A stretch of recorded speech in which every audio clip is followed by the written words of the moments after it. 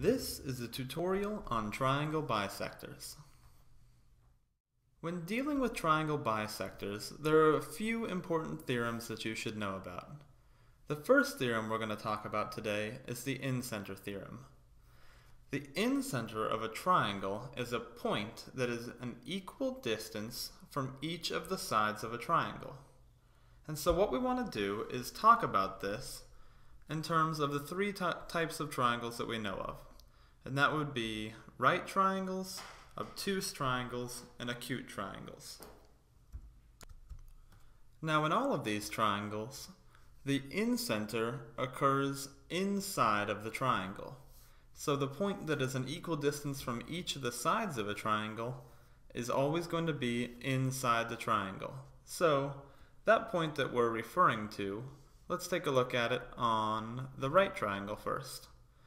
If you can imagine a point where it would be equal from all three sides, an equal distance from all three sides of the triangle, I would imagine that point to be somewhere around here. If it were there, you could see that this distance here would be equal to this distance here, which would be equal to this distance here. Now notice that those lines don't necessarily intersect at the midpoint of either side of the triangle. They're just all the same distance from any side of a triangle. Again, on the obtuse triangle, you might find that the incenter occurs somewhere around here.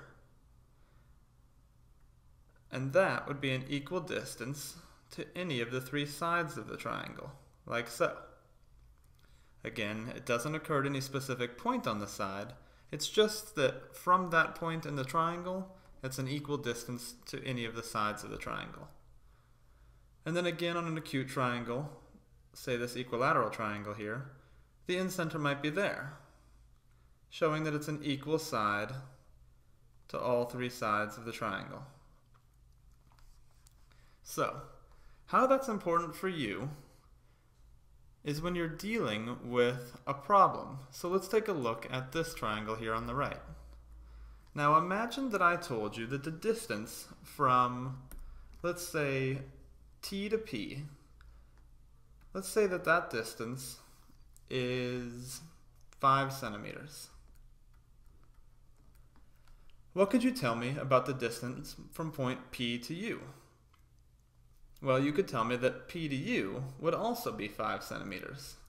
Because if point P were the incenter of this triangle, then those three lengths from P to T, P to U, and downward from P to S right here would all be the same distance by definition of an incenter.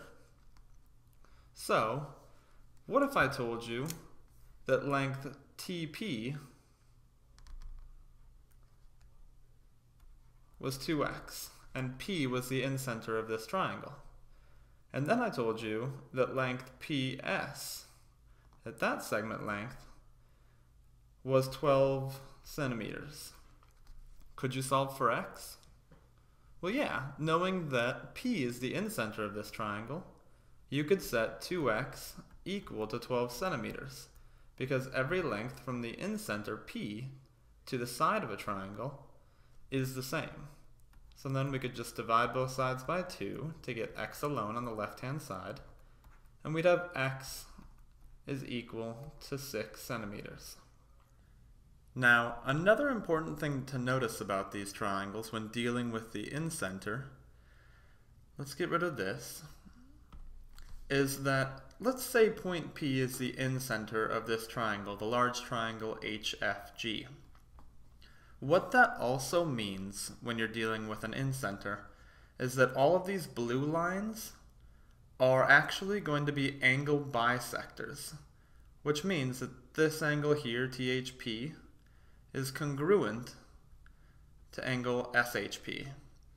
And this angle here is bisected by that blue line from the incenter. And this angle, angle SGF, is also bisected by the blue line. So we know that the red lines are all equidistant from the incenter to the sides of the triangle, and the blue lines on an incenter will always be angle bisectors. So if I told you that the angle FHG were 40 degrees, so the whole angle here is 40 degrees, could you tell me what each of these two interior angles must be? Well, if it's bisected, you would know that they would both be 20 degrees. So that's another important aspect of these triangles.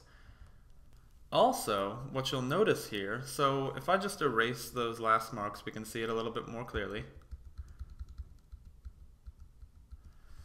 You'll notice that these two triangles, so triangle TPH, this guy right here, and triangle SPH, this guy right here, are now going to be two congruent triangles. So I'll write that. Triangle TPH is going to be congruent to triangle SPH.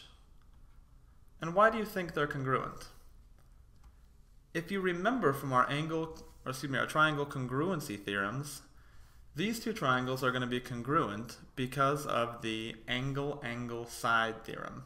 So, you know that this angle is congruent to both triangles that I've highlighted in green. You know that they both have this angle, this 90-degree angle, congruent. And we also know, because P is the incenter, that these two red lines here must also be congruent, the distance from the incenter to the side of the triangle. So, these two triangles are congruent because of angle-angle-side, which tells you that if side HT happened to be, let's say, 6 centimeters in length, then side SH would also be 6 centimeters in length because of angle-angle-side congruency. So watch out for that when dealing with incenters, that they're also angle bisectors. The second theorem would be the Circumcenter Theorem. So let's look at that. Now the definition of the Circumcenter Theorem is a circumcenter is any point that's an equal distance from each of the vertices of a triangle. So again, let's look at the three types of triangles that we know of.